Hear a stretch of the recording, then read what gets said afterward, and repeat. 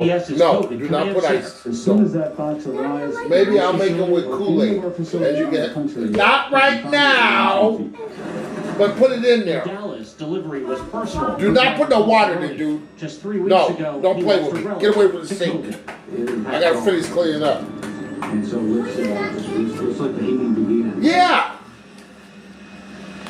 UPS and FedEx tell us they made their first day of vaccine deliveries on or ahead of schedule and are already filling up airplanes like this one with tomorrow's vaccine deliveries. But one of the challenges will be managing expectations. Walgreens canceled a planned vaccination event in Michigan today because their batch of vaccine hadn't shipped yet. Nora? All right, Chris Van Cleve, thank you. The U.S. has set records for COVID hospitalizations 8 days in a row. And across the country, the number of patients needing intensive care is up nearly 80% from a month ago.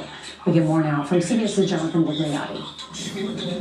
Tonight, the pandemic shattering records and taking lives.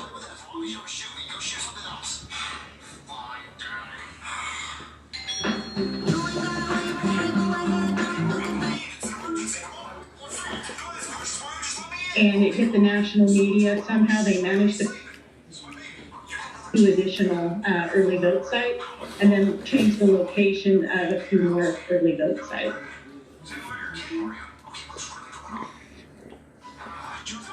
University of Kansas Health System is not only juggling an onslaught of new patients, but fewer staffers. Today alone, about 270 employees called out sick, either infected or in quarantine, as other states are calling to transfer another 1,200 patients to his team. And this is because rural areas, which can be hit hard and have lower resources, just don't have the room or capacity. New Jersey's governor warns the next few weeks are going to be hell.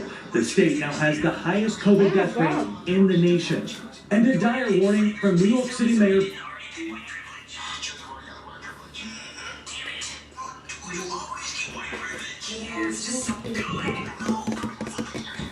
says life may not be fully normal again until late next year. The vaccine right now is not a substitute for the normal standard public health measures of wearing a mask, keeping your distance.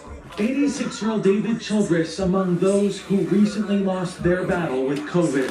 The retired firefighter and father of 5 was able to spend his final moments in the hospital with his wife of 66 years.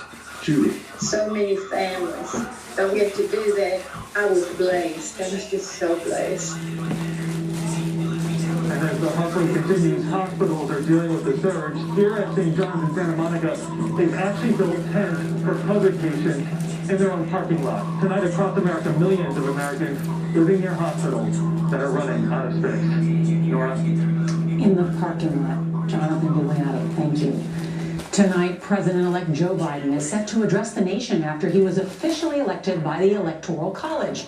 What is usually a formality took on extra importance this year, and tonight we're hearing from Republican lawmakers who for the first time are recognizing the next administration. CBS's Nicole Killian joined us now from Wilmington, Delaware. Good evening, Nicole. Good evening to you, Nora. And now that the president-elect has secured enough electoral votes, he will address the American people tonight. And CBS News has learned he will say neither the pandemic nor an abuse of power could change the people's will. Ayes 55, noes 0. President-elect Joe Biden officially sealed his win as the state of California pushed him over the top. Fulfilling their constitutional duty, electors certified the results in state capitals. I have 9 votes cast for Donald J. Trump. School gymnasiums. The electors have concluded their business. And on Zoom. Please hold up only your ballot. Presidents and politicians, past and present, among those casting ballots. I am pleased to announce that Joseph R. Biden has received 16 votes for President of the United States. In Michigan, legislative offices were closed based on credible threats of violence, and state police had to block a group of pro-Trump supporters from entering the Capitol. Wisconsin Supreme Court rejected another legal challenge from the Trump campaign 1 hour before the state's electors convened. I worry about the country having an illegitimate president. That's what I worry about. And President Trump refused to back down, unveiling new campaign ads with fraudulent claims. Some states rushed out mail-in ballots, a recipe for fraud.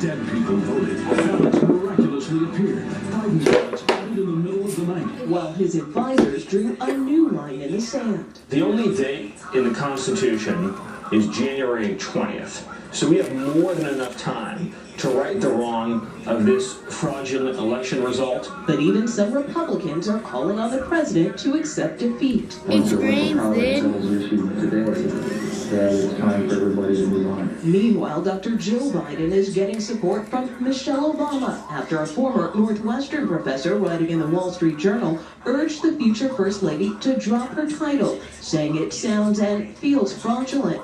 The former First Lady said of Dr. Biden, who has a doctorate in education, all too often our accomplishments are met with skepticism, even derision.